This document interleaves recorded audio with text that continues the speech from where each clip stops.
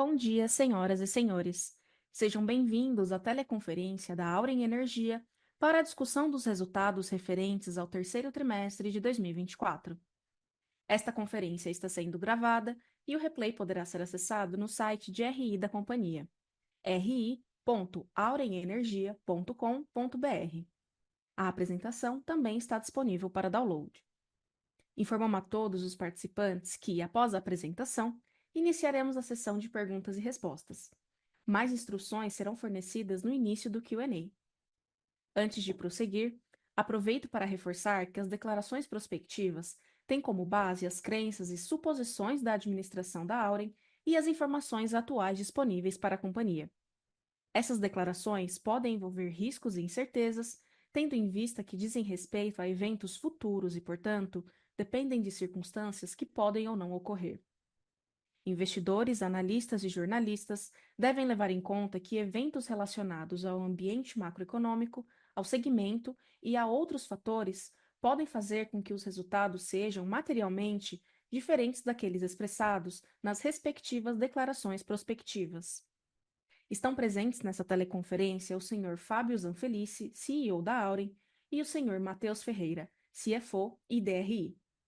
O time de relações com investidores também está presente conosco. Gostaria agora de passar a palavra ao Sr. Fábio Zanfelice, que dará início à apresentação. Por favor, Fábio, pode prosseguir.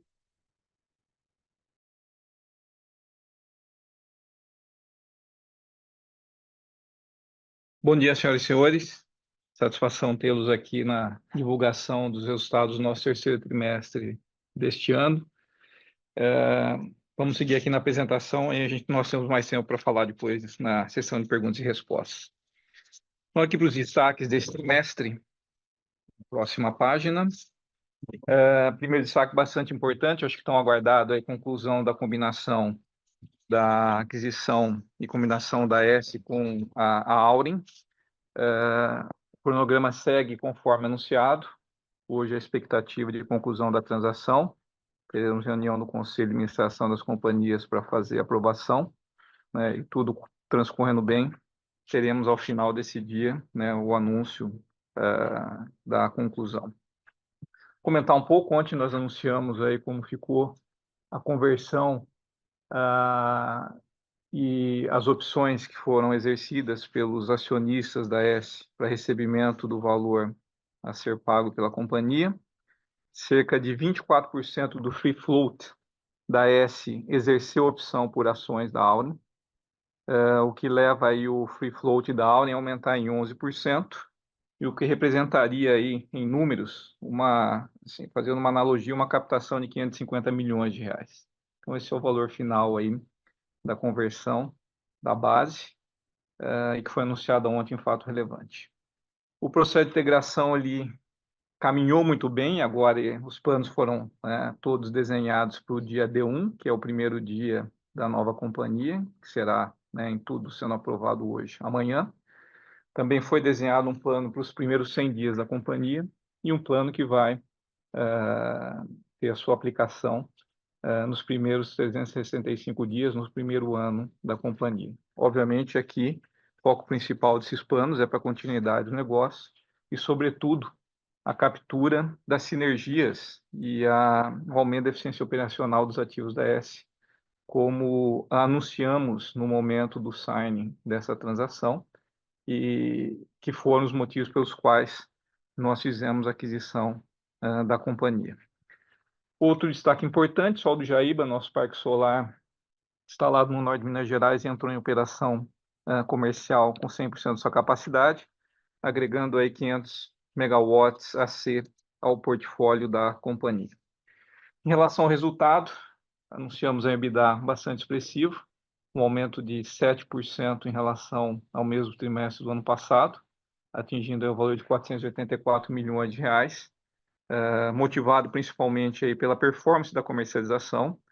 A companhia soube aproveitar muito bem todo esse momento de volatilidade desse terceiro tri, e também pela própria entrada de Jaíba, como anunciamos há pouco, e também recebimento de dividendos das nossas participações minoritárias em hidrelétricas que temos, que a Auren tem algumas hidrelétricas na região sul do país.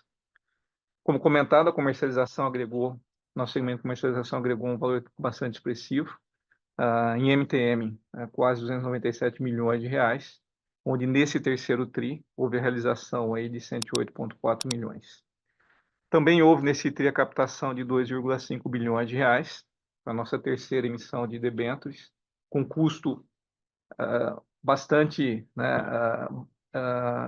razoável aqui para a gente, né? Estamos bastante felizes com esse custo, né? CDI mais 0,6% ao ano.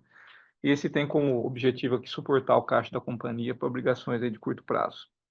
E também, né, na mesma linha das captações, houve desembolso pelos bancos dos 5,4 bilhões de reais, que serão utilizados aí como acquisition finance para pagamento da transação com a AES, né, e é o parcela caixa que já foi anunciado aqui as condições dessa transação, que foi contraída, né, em maio, quando da realização do signing da transação.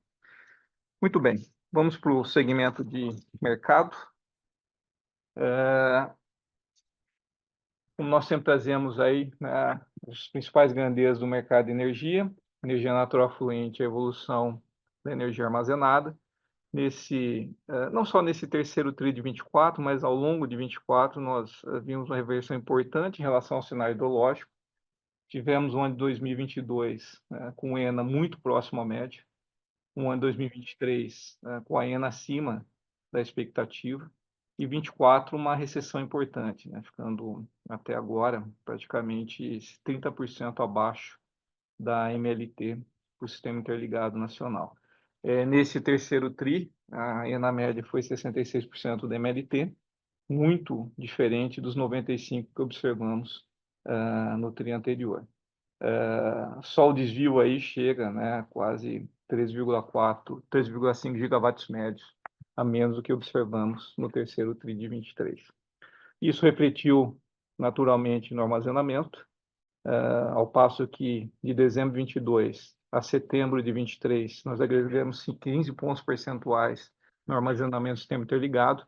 O mesmo cenário não foi observado agora entre dezembro de 23 e dezembro de 22 e setembro de 23, onde houve uma redução de 11%. Né? Então, essa ENA mais baixa refletiu aqui no armazenamento, que também foi impactado, como a gente mostra aqui na próxima página, com a evolução do mercado. O mercado de janeiro a setembro, nós apresentamos aí até agosto no slide que de fato os números de setembro são estimados, mas se levarmos em conta esse número estimado de setembro, o consumo de energia elétrica no Brasil aumentou em 6,7% no ano, né, nos primeiros 9 meses do ano. Só nesse terceiro TRI de 24, 5,7%. Então, um aumento bastante expressivo, muito focado aí no segmento residencial, que mostra o efeito, principalmente aqui, da temperatura desse terceiro trimestre de 24, foi acima, 1,5 grau acima da média histórica, né, o que contribuiu bastante, então, para o consumo, o que, obviamente, também reflete, junto com a energia natural fluente abaixo da média, no depressionamento expressivo dos reservatórios, né, como observado na página anterior. Indo para o desempenho comercial, na página 9, nós trazemos recorrentemente o nosso balanço energético da nossa atividade de geração e comercialização. Chegamos aí agora ao volume de quase 5,3 gigawatts média de energia comercializada no ano de 24, é mais um recorde de comercialização da companhia. Isso representa mais do que 2 vezes a garantia física da Auren. Cabe destacar aqui, com a agregação agora, né, da energia da AES, nós praticamente atendemos 100% da nossa demanda de comercializadora com os ativos próprios. Continuamos aí, como apresentado nesse slide, com um nível de contratação bastante elevado, 95% do nosso portfólio já está contratado no período 2024 a 2026. Aproveitamos aí a elevação de preço na curva de longo para reduzir um pouco nossa exposição longa no período 2025 a 28. Comercializamos aí cerca de 100 megawatts médios nesse período ao preço de R$ 160 por megawatt-hora. que é o preço acima da expectativa de longo prazo que o mercado tem. Então, esse é um dos motivos da atividade fora da comercialização, né? Reiterando aqui que, de fato, né, aproveitamos aí o cenário de volatilidade de preço, conseguimos fazer bons negócios. Lembrando que no longo prazo, na média de 2029 a 2033, o nosso nível de contratação é 62%, também é um nível de contratação bastante elevado para o longo prazo. Muito bem. Na página seguinte, nós vamos para o desempenho operacional. Nesse trimestre, os nossos ativos, sobretudo o Porto Primavera, que é o nosso principal ativo, tivemos uma geração 8,7 inferior ao mesmo período de 2023, obviamente, né, conectado também com a disponibilidade hídrica abaixo da média, né, como observamos nesse trimestre. GSF de 79%, a nossa geração ficou em 93% em relação à garantia física, então, como já mostrado em todos os trimestres, Porto Primavera é um ativo que gera muito mais do que a média do parque gerador hidrelétrico do Brasil, e uma alta disponibilidade aí de quase 93%. No slide seguinte, mostramos o desempenho dos ativos eólicos. A despeito dos curtailments que ocorreram no terceiro trimestre, né, que foi, acho que, o tema desse terceiro trimestre no segmento de geração, nós conseguimos aí atingir uma geração acima do nosso P90. Lembrando aqui, para esse TRI, o nosso P90 é em torno de 659 megawatts médios, atingimos 656, praticamente aí com uma geração consistente em todos os nossos ativos. No slide seguinte, nós trazemos exatamente o tema da disponibilidade, os ativos, né, desempenho do ponto de vista gerencial, ativos com alta performance. Os nossos geradores estão performando 1,5% acima do esperado nesse trimestre. Sistema elétrico também operando 0,7%.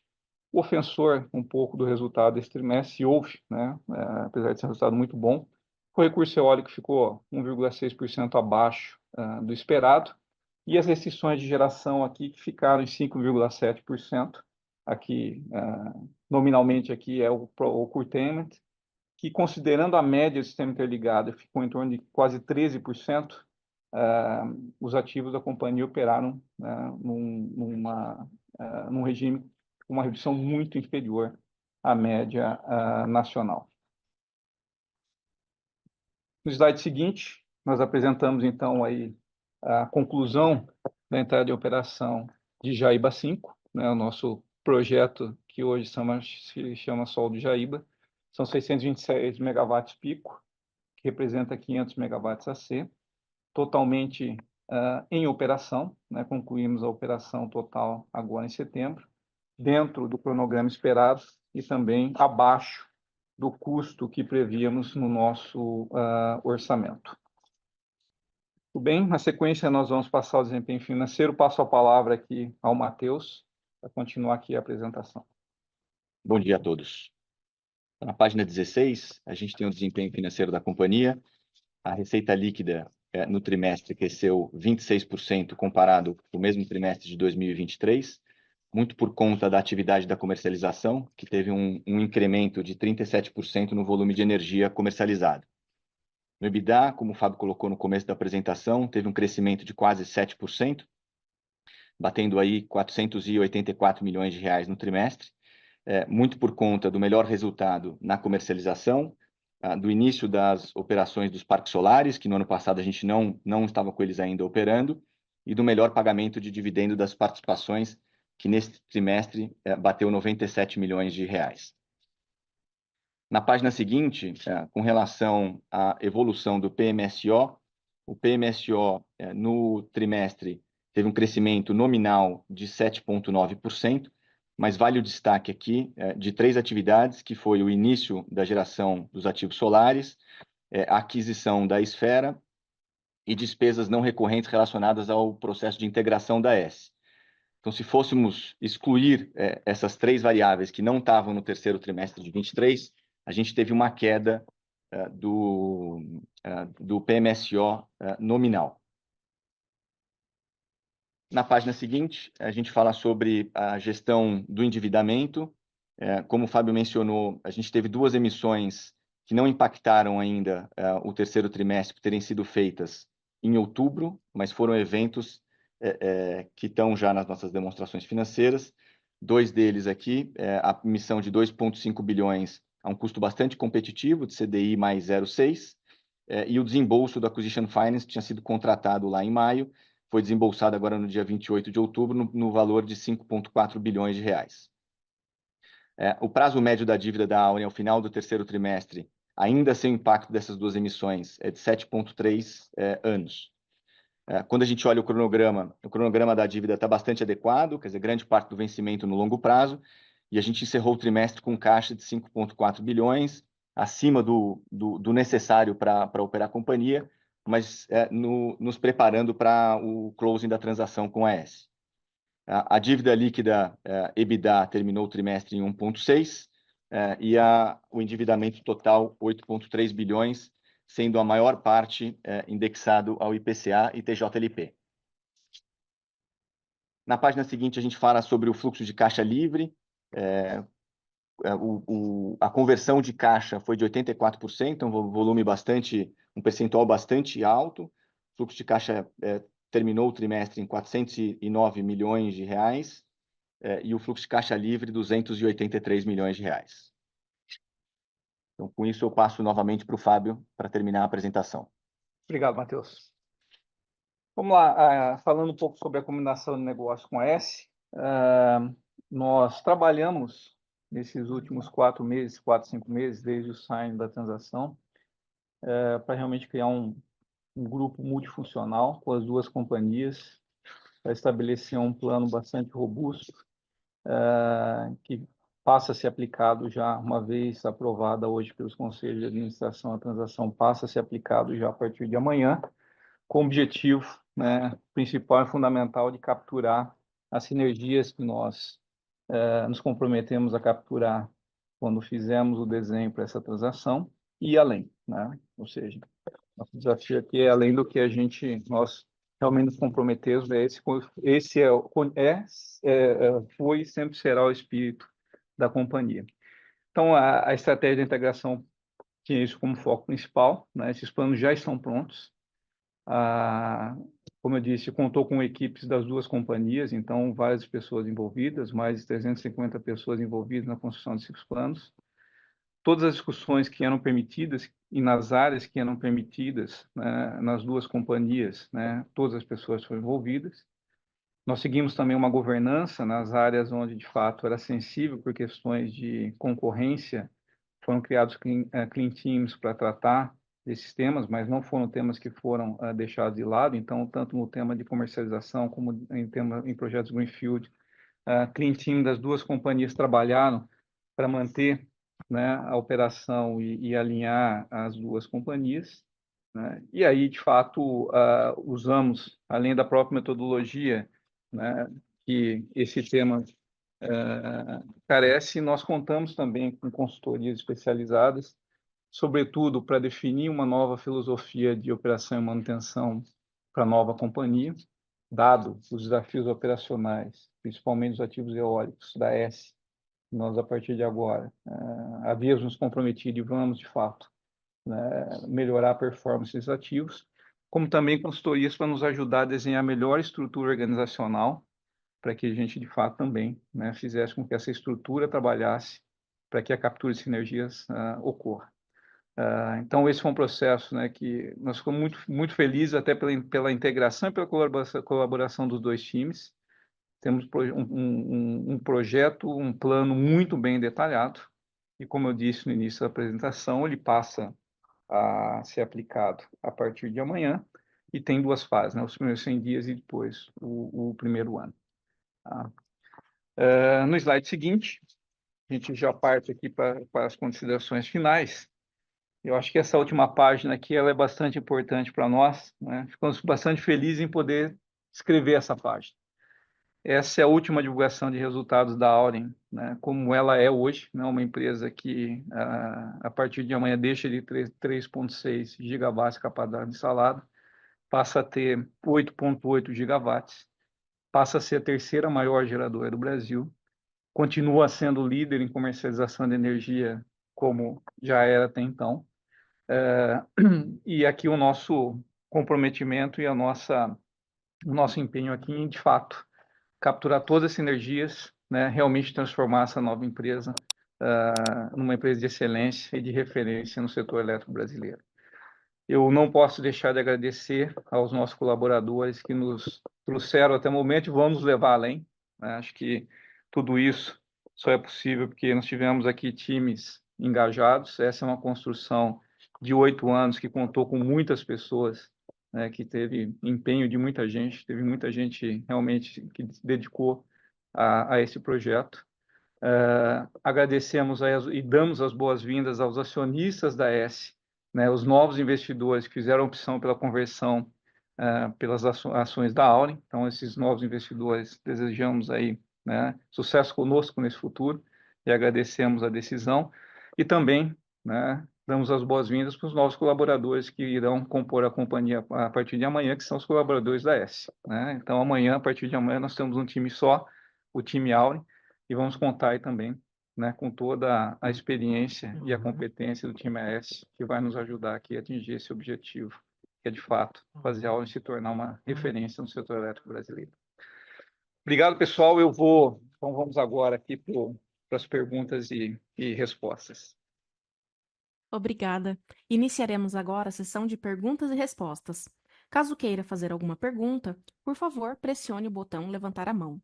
Se a sua pergunta for respondida, você pode sair da fila clicando em abaixar a mão. A primeira pergunta vem de Guilherme Lima, do Santander. Guilherme, pode prosseguir.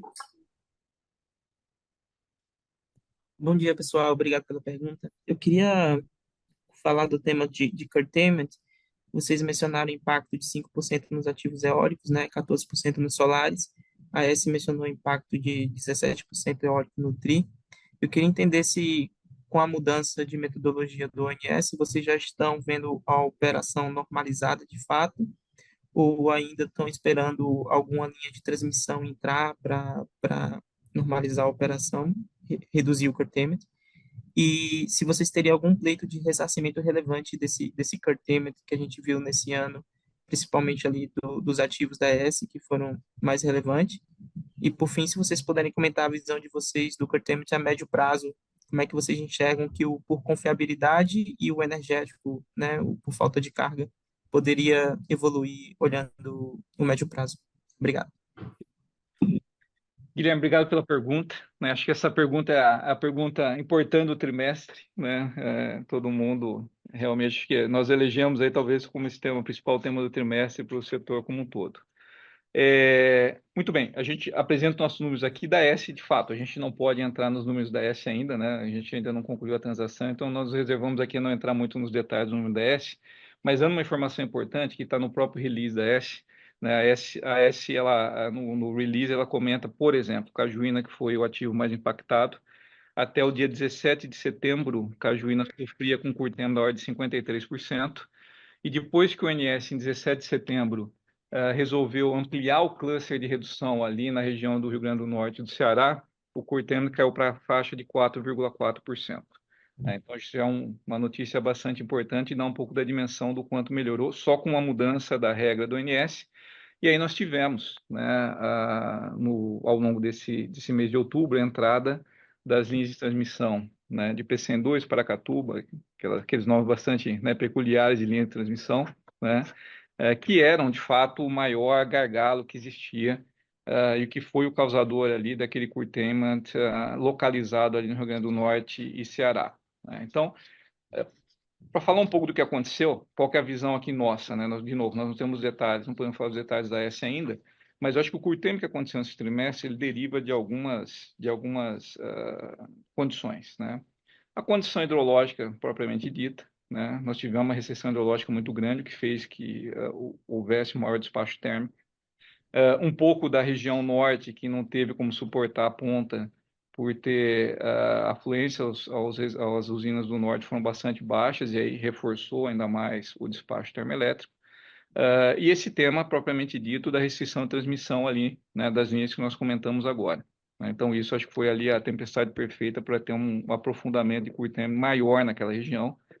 Isso fica bastante claro que nos nossos ativos aqui da Auren foram poucos impactados nesse período. Então, mostra que é uma condição que ela não parece ser recorrente nos próximos anos. O curtailment, nós já convivíamos com um certo nível de curtailment no passado, né, como você comentou bem, né, uma parte energética por falta de demanda, principalmente aos fins de semana, né, eu acho que o confiabilidade se tornou mais impactante agora, nesse período, por conta desse episódio aí, como nós comentamos. Agora, para frente, né, você fez dois comentários. Vocês vão procurar o ressarcimento para esse valor? A nossa posição nós estamos avaliando, mas nossa posição seria justo o ressarcimento de parte desse valor, porque de fato foi uma restrição de transmissão. Isso está claro, né? Houve um atraso na transmissão, os geradores, de certa forma, não tinham como ter gerência sobre essa restrição. Então, eu acho que, no nosso entendimento, né, o que é justo, deveria ser reavaliado e deveria, de fato, partes por tempo, que a gente não tem a dimensão, né, isso tem que ser calculado, né, pelo ONS, mas deveria ser reconhecido como restrição elétrica e deveria haver um ressarcimento. Essa é a nossa opinião. Para o futuro, eu acho que esse tema e o próprio episódio dia 17 de setembro, quando o ONS reviu o cluster, já nos apresenta um sinal de que acho que existe espaço para otimização desses curtailments. Existe espaço para pensar de uma forma mais ampla, e realmente nos ajudar a fazer com que o curtailment não seja muito profundo em lugares isolados, ele seja de alguma forma um pouco mais distribuído, né, e que ele possa ser minimizado, pensando nas regras de operação. Nós não temos essa resposta ainda, acho que esse é um debate que o setor tem que fazer agora, nos próximos meses. Naturalmente, esse curtailment vai cair agora, porque a safra de ventos começa a se encerrar. Então, é esperado, né, que nós tenhamos uma profundidade de curtailment mais baixa, e nós temos aqui essa discussão para ser feita até maio, junho do ano que vem, que é quando os ventos fortes começam a soprar de novo, né? Mas eu acho que isso chama a atenção do setor, acho que todo o setor está pensando nesse tema, e eu acho que existe espaço aí para minimizar o curtailment, para que ele não seja tão profundo, né? E também é um belo exemplo aqui de que foi um tema não recorrente desse trimestre, e que eu particularmente acredito que não exista, na profundidade que nós vimos aqui, né, recorrências tão grandes aqui nos próximos anos, tá? Essa é um pouco da visão da companhia em relação a esse tema. Tá ótimo, obrigado, Fábio.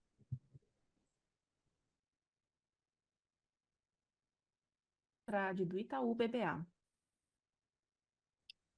Bom dia, Fábio e Matheus. Obrigado aí por terem aceitado a pergunta. Eu queria endereçar aqui duas dúvidas, né? A primeira, a empresa bucou um volume bem relevante de MTM nesse TRI, e quando a gente analisa o balanço, né, a gente vê que houve uma forte atividade de trade nos vértices de 24 e 25. Então, eu queria confirmar com vocês se esse valor a ser realizado ele está mais concentrado no curtíssimo prazo mesmo. E a segunda pergunta aqui seria referente a essa volatilidade que a gente observou nos preços no decorrer desse quarto tri, né? Queria ouvir um pouco como que a Auren ela vem observando essa dinâmica de virada de preços, os riscos sistêmicos que isso pode trazer, e se a gente pode esperar uma performance forte novamente aí no front de trade no quarto tri de 24. Obrigado. Okay. Obrigado, Felipe. Obrigado pela pergunta. A maior parte do resultado é nesse tri mesmo, né, no curto prazo. Como a gente mencionou aqui na apresentação, o Mário, que está à frente da comercialização, já aproveitou para travar umas posições para o futuro, porque viu que tinha uma oportunidade ali. Então, um pouco da energia que vocês vão lembrar, quem acompanha a gente, né? A gente sempre comentou que a gente não acreditava naquele preço longo prazo na faixa de R$ 100. Então, o Mário, o time dele, acabou até tomando um pouco de posição naqueles R$ 100 e agora acabou vendendo um pouco nesse preço que a gente mostrou aqui de 160 no futuro, né? Então, para conectar um pouco a segunda parte da resposta, vocês também têm acompanhado o nosso posicionamento em relação ao preço futuros de energia, né? Desde do primeiro All-in Day, foi reforçado nosso último All-in Day, existe sim, nós reconhecemos que existe uma sobreoferta no sistema, mas essa sobreoferta não significa necessariamente que o preço será baixo, né? Porque o sistema se transformou ao longo do tempo, né? Eu acho que a parte positiva é que foi a expansão baseada em renováveis, que é explorar e é aproveitar os recursos naturais do Brasil, que faz todo sentido. Ela traz intermitência, que vocês sabem bem também, e ela de fato muda um pouco a dinâmica da formação de preço, né? Muda a dinâmica de operação do sistema, né? O que leva esse reflexo para o preço. Um outro fator bastante importante Há 2 anos atrás, nós mudamos a formação de preço no Brasil. Nós saímos de uma formação de preço de semana por patamar, e passamos por uma formação de preço horária. Vocês concordam que toda vez que nós discretizamos mais, né, qualquer problema de otimização, a gente aumenta o número de restrições, e esse aumentando as restrições, obviamente, você vai ter custos mais altos, né, do que tinha na situação anterior. Não quer dizer que o setor está mais complexo pura e simplesmente por isso, quer dizer que a gente está representando melhor o setor. E essa representação melhor do setor também nos ajuda a dar o sinal de preço correto, e dando sinal de preço correto, a gente também vai, de alguma forma, otimizar tanto a expansão como a operação do setor elétrico. Então, esse já é um tema recorrente, né? Como eu disse, nós já falamos isso no passado e isso se materializou agora, tanto do ponto de vista do aumento de preço, mesmo com armazenamentos considerados altos, mesmo, né, com sobreoferta no sistema. Essa é a nossa a nova tônica do setor. E nós vamos ver pelo futuro momentos, de novo, de preços baixos, porque como o sistema está sobreofertado, em um momento onde você tem hidrologia boa, você vai recuperar os reservatórios, o final de preço vai ser baixista, como nós vamos ver volatilidade também atuando, né, à medida que nós temos alguma recessão hidrológica, como aconteceu agora nesse trimestre. Tá? Essa é a nova dinâmica, é assim que a gente acredita.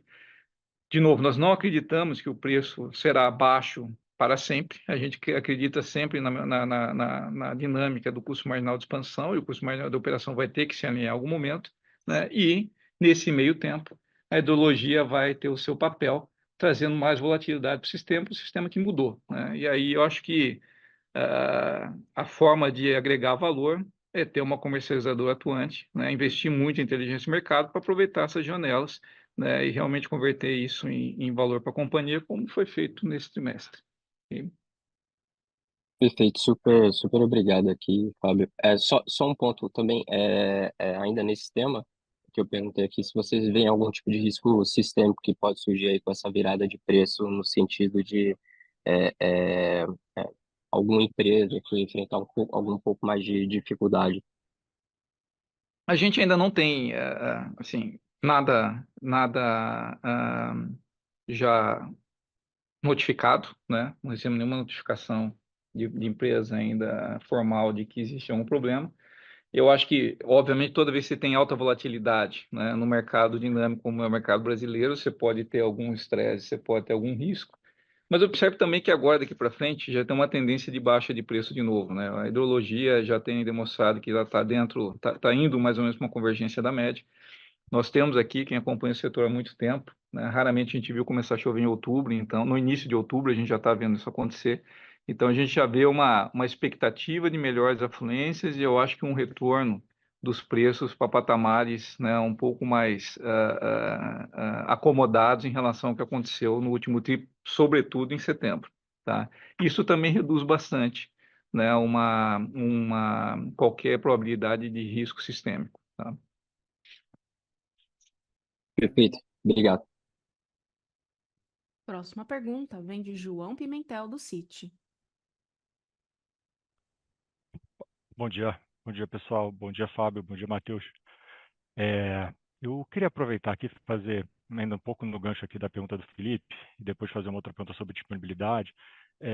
Sobre a comercialização, né, desses 100 megas médios, vocês fizeram um preço médio aí de 160, né, que também acho que é meio que acima do que o mercado tem hoje. Até 26 vocês estão com um nível de contratação bem alto, né, 27, 28 um pouco menor, né? O fato de vocês não terem feito mais foi falta de demanda, né? Ou isso é mais estratégia da empresa, né? Pensando assim, existe liquidez, se vocês quisessem ter feito mais e contratado mais desse portfólio 27 e 28, ou isso é mais estratégia da empresa, tá? De manter, de, sei lá, esperar outras oportunidades melhores assim mais para frente, de comercializar essa energia. Essa é a primeira pergunta. E aí uma segunda pergunta, a gente viu uma melhora relevante ali na disponibilidade dos ativos da S, né? Que apesar de não ter virado a chave oficialmente, a gente imagina que já tem um pouco do dedo de vocês ali nessa melhora. A minha dúvida porque eu lembro que lá atrás, quando a gente discutiu sobre esse ponto, vocês falaram que a disponibilidade deve aumentar bem, né? Mas talvez não convirja para os níveis de disponibilidade que a gente está acostumado aqui na Auren, porque tem alguns problemas estruturais, né? Então, esse 93% já é o que a gente acha que é o final tem como melhorar acima disso, né? Então, e outra pergunta, assim, o que foi feito ali, né, do ponto de vista de engenharia, para vocês atingirem essa melhora, né, de forma tão, assim, relativamente rápida até? Obrigado. Obrigado, John, pela pergunta. Na comercialização, tem liquidez para mais, tá? É que, de fato, é um pouco da estratégia da companhia. Os preços de mais longo, eles não reagiram tanto quanto a gente imaginava que iria reagir. Então, nós fizemos aí uma parte, um pedaço ali da posição, né? E, sobretudo, travando um pouco a posição que a gente já tinha tomado lá atrás. Então, liquidez não faltou. É que parte da estratégia da companhia, a gente sabe que vão existir outros momentos como esse. E aí, quando estiver mais próximo, acho que a gente consegue capturar mais valor dessas posições, né, a partir de 26. Então, é isso. Com relação a S, o que eu posso dizer para você é o seguinte: tudo que estava permitido dentro do nosso contrato de negócio, ou, né, dentro da transação com a S, nós fizemos para tentar ajudar a companhia, né? Então, assim, onde tinha alguns temas que eles eram bastante sensíveis, nós não podíamos, tipo, comercialização, novos negócios, isso de fato teve o clientinho para cuidar. Na operação, onde nós pudemos ajudar, nós ajudamos. Eu acho que houve ali também um investimento da companhia ali, comprar equipamentos sobressalentes e realmente botar o plano para funcionar, para melhorar a performance. Então, acho que aí teve, na verdade, um trabalho a quatro mãos. Existe espaço para melhorar em relação ao que está apresentado aqui, João, tá? Como a gente comentou com vocês, né? Alguns ativos nem sempre é economicamente viável você levar para os níveis de projeto, né, que eles foram originalmente concebidos, mas tem espaço para fazer mais do que a gente observou até agora de pré-S, e esse está sendo endereçado aqui dentro do nosso plano, né, de 100 dias, né, para já começar a ser implementado ou dar continuidade a partir de amanhã. Obrigado, pessoal. Próxima pergunta vem de Marcelo Sá, do Itaú. Pessoal, obrigado pelo call. Eu tenho duas perguntas. Uma em relação à integração. Obviamente são duas empresas já privadas, né? Então, mas eu imagino que tem algumas redundâncias quando você faz uma fusão como essa, né? A primeira pergunta, eu queria entender se já foi mapeada essas redundâncias e as medidas já foram tomadas, ou é algo que vocês ainda vão anunciar nos próximos meses? Se pretendem fazer algum tipo de PDV? Essa é a primeira pergunta. E a outra, olhando para o custo marginal de expansão, com tudo que a gente está vendo, né, curtailment, essa diferença, volatilidade de PLD horário, a fonte que todo mundo pensava como a fonte mais barata, né, o custo marginal seria a fonte solar, mas a fonte solar agora tem desafios muito grandes quando você olha para esse spread horário e também por conta de curtailment, né? Quando vocês pensam em eólica e solar, qual hoje, considerando os riscos que a gente está vendo olhando para frente, vocês acham que faz mais sentido desenvolver pensando em greenfield? Eu sei que talvez a gente não esteja em um patamar de preço que justifique fazer nenhuma das duas, mas o que seria a nova fonte mais barata e como é que vocês estão vendo hoje esse custo marginal de expansão, considerando esses riscos que eu mencionei? Obrigado. Obrigado pela pergunta, Marcelo. Com relação aos planos, nós já mapeamos tudo, tá? Isso foi feito durante esse processo de transição. Todas as sinergias, né, que nós podemos capturar já estão mapeadas. Eu não vou entrar em detalhes aqui, Marcelo, porque nós precisamos ter a conclusão da transação para a gente falar sobre a S, tá? Eu vou pedir desculpa para você que a gente não entra muito no detalhe, mas assim que os planos forem sendo implementados, vocês obviamente serão avisados. Mas tudo foi desenhado. Nós contratamos, como eu havia comentado, consultorias especializadas em filosofia de operação e manutenção.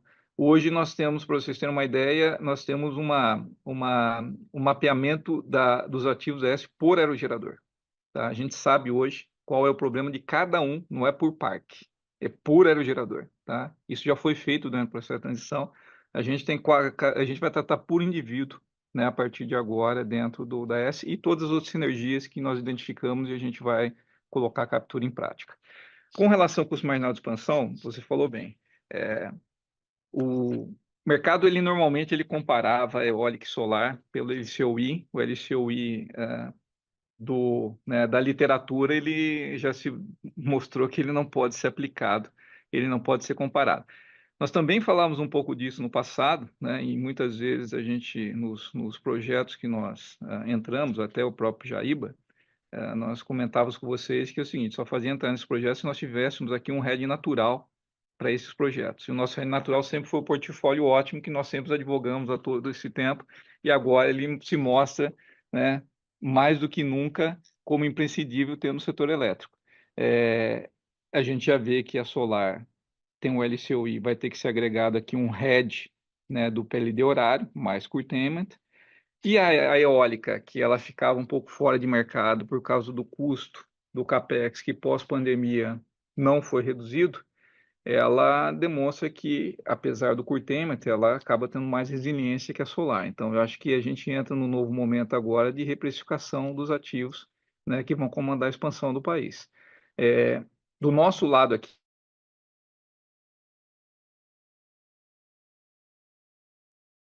Aos ouvintes e participantes, pedimos que aguardem, que a teleconferência da Auren retornará em instantes.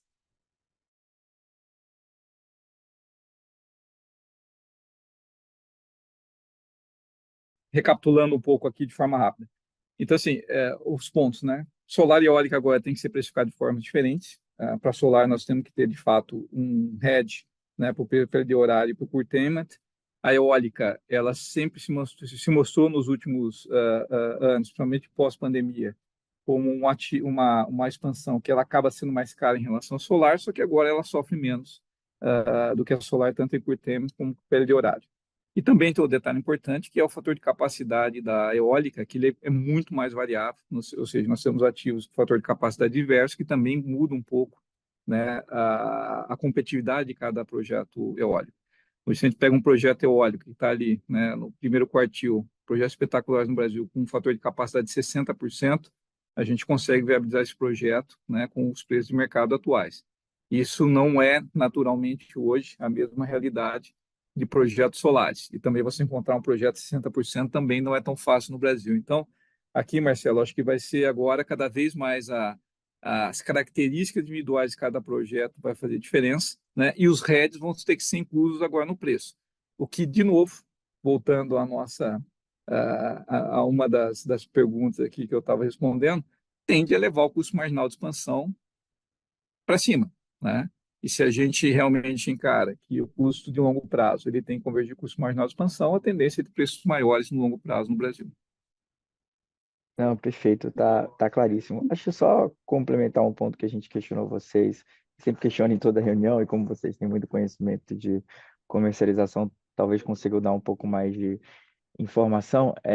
Vocês estão sendo abordados, né, por players, por exemplo, que só tem solar e estão, de alguma forma, tentando se redear desse risco do perfil de geração, né? Por exemplo, um player que vendeu flat para um consumidor, é, vocês estão dando esse tipo de hedge e quanto seria se tivesse que dar um produto desse, assim, considerando o risco que vocês estão vendo para frente, ou, na verdade, como a Eletrobras, por exemplo, fala, eles preferem não dar esse produto para ninguém, enfim, como é que é a cabeça de vocês em relação a isso? Tá.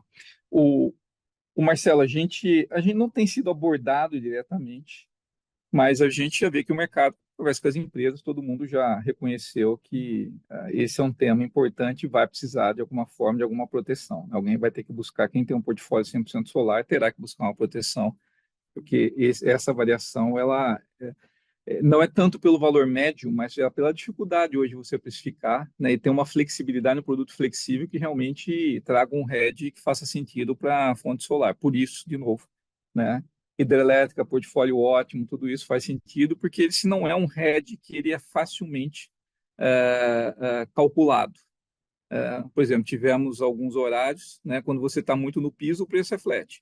Quando você vai para preços muito altos, o preço também é flat, né? Então, aquela variação de preço fica no meio ali, onde a gente tem uma variação maior durante o dia, e que é hoje um hedge muito difícil de calcular, né? Ao passo de que talvez o prêmio seja muito mais caro às vezes e não vale a pena ninguém calcular ou vender esse hedge, que de fato não tem mercado para ele hoje, apesar dele ser necessário.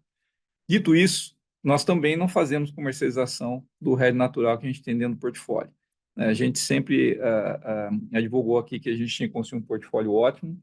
Parte da estratégia de aquisição da S está relacionado a isso também.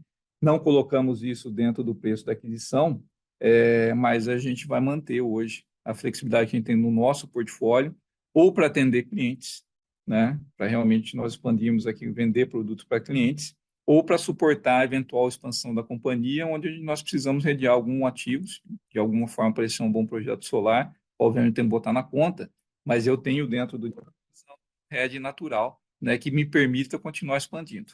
Tá? Foi por isso, é essa filosofia que a gente tem adotado aqui na companhia. Perfeito. Muito obrigado aí, pessoal. A próxima pergunta vem de Daniel Travitsky, do Safra. Oi, pessoal. Bom dia, boa tarde já quase. Obrigado pela oportunidade. Aqui tem uma pergunta, na verdade, com relação à integração, né? Vocês divulgaram aqui, né, que vocês têm aqui um plano de 100 dias, um plano de 365 dias. Eu sei que vocês não podem falar muito nesse momento, mas só para a gente entender o que, que é o finish line aqui, né? O que, que é onde vocês pretendem chegar aqui quando acabar, né, de fato, esse plano. Só para a gente ter uma ideia aqui do que esperar, né, ao longo desse próximo ano aí de integração. Se puder fazer uma sobre a alocação de capital, né? Bom, vocês acabaram aqui de concluir, né, essa aquisição aqui da ES, né? Mas aí olhando para frente a gente tem oportunidades ainda, né? Pensando aqui em leilão de capacidade, que deve vir ano que vem. Tem também aqui leilão de transmissão, que, enfim, queria mais entender aqui como que vocês enxergam, né, essas oportunidades aqui que estão na frente depois dessa aquisição que vocês fizeram. Obrigado. Ok. Daniel, só para te dar uma ideia mais ou menos, né, o que são os planos, né?